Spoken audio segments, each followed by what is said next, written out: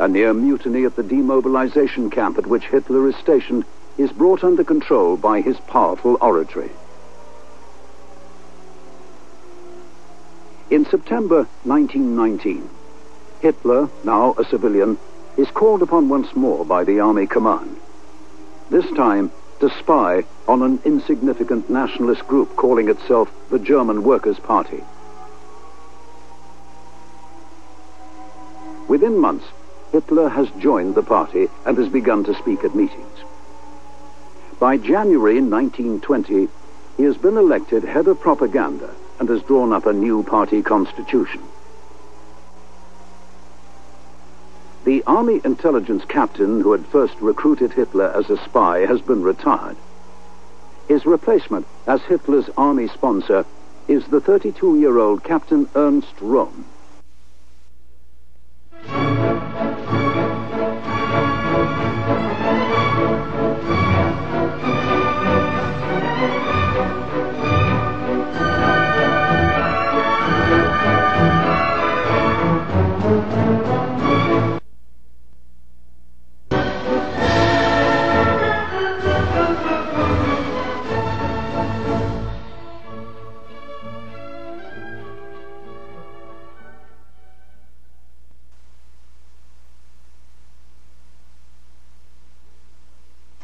Röhm is held in high regard as a courageous frontline officer and an outstanding organizer.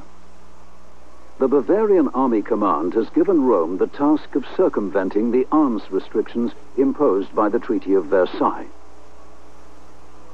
He is to establish secret arms dumps and organize the many nationalist paramilitary groups in Bavaria into an unofficial army reserve.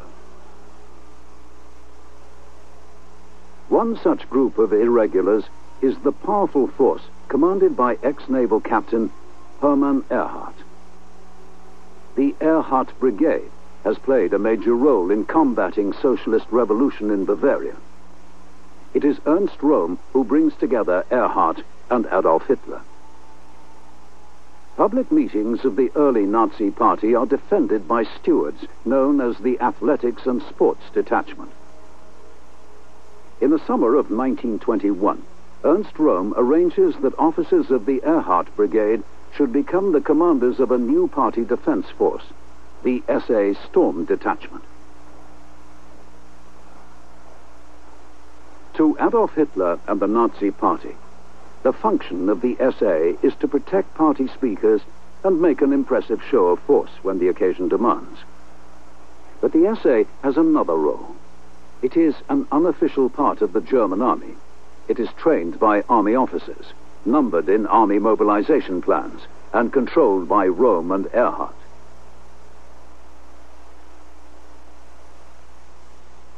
Hitler is well aware that the allegiance of the SA does not lie with him or with the party. He knows that as party leader, he needs a force upon which he can rely utterly. The shock troop Hitler is the prototype for the SS.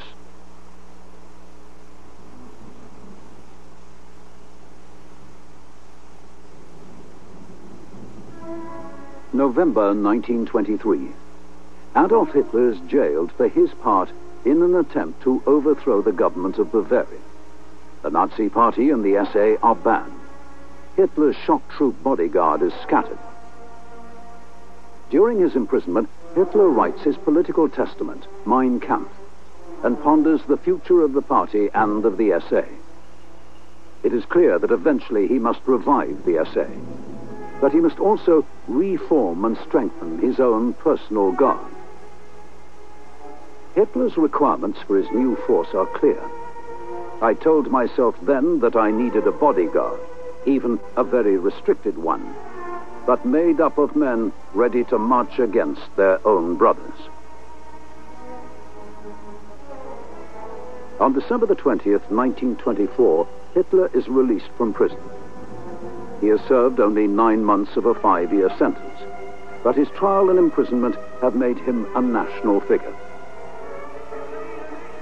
2 months after his release, Hitler formally reconstitutes the Nazi Party and reforms the SA under a new commander. Röhm and Hitler have argued and parted company. In April 1925, Hitler orders his chauffeur and ex-bodyguard Julius Reich to form a new force for the defense of the Führer and the protection of party headquarters. It is the Schutzstaffel Protection Squad, the SS. To set themselves apart from the SA, the SS wear black caps bearing a silver death's head insignia. To the intense irritation of the SA, the SS is soon behaving as an elite. SS entry requirements are far stricter than those of the SA. SS discipline is more severe. The SS attend all party meetings but never speak. Already, its unofficial motto is, "The aristocracy keeps its mouth shut." On July the 4th, 1926, Hitler confirms the SS as his elite organization. At the Second Party rally at Weimar, he gives the SS guardianship of the party's most sacred relic, the flag drenched in the blood of party fighters killed in the coup of 1923. As custodians of the blood banner, the SS are entrusted with the Nazi symbol of martyrdom in the struggle for Aryan supremacy.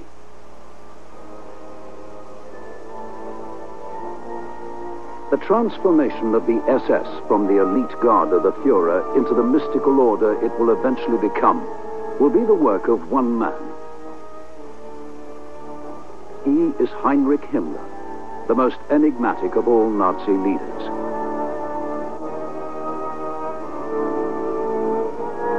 Himmler is a devoted follower of the Aryan occultism of Guido von List and Jörg Lanz. He too dreams of a Germanic empire ruled by a mystical order of the Aryan elite. He is determined that this elite should be drawn from the ranks of the SS. The Superman, the new breed of Germanic ruler, is to be created from the stock which he will select.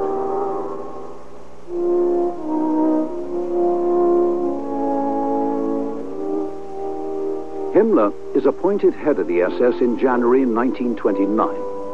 For almost a year, he and his wife have been smallholders and poultry farmers. Since early youth, Himmler has been an eager convert to the teachings of the movement for life reform. The land, he believes, is the origin of all that is good. Cities are the source of all that is unhealthy, corrupt, and immoral.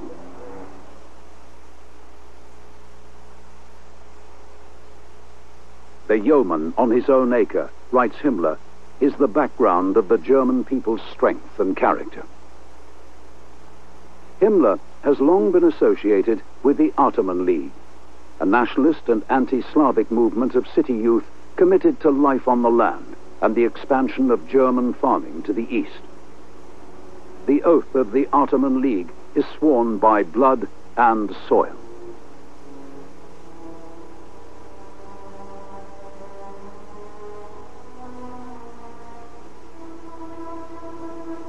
In the Ottoman League, Himmler has met the man who will transform the oath by blood and soil into a central doctrine of the SS. To Walter Dare, an ex-official in the Prussian Ministry of Agriculture, the relationship between German blood and German soil is a source of mystical power. Questions of agriculture are not questions of economics, but of race and destiny.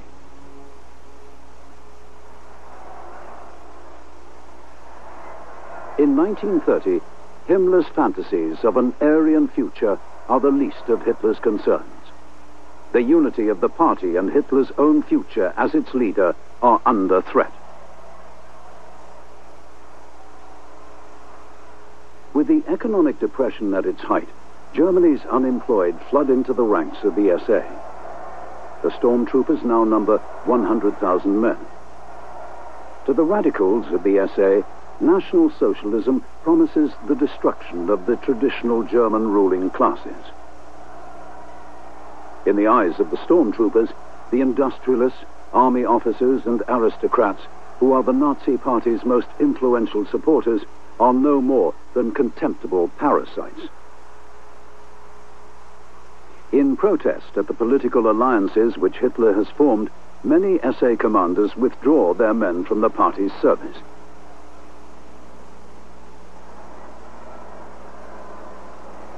Goebbels, the Nazi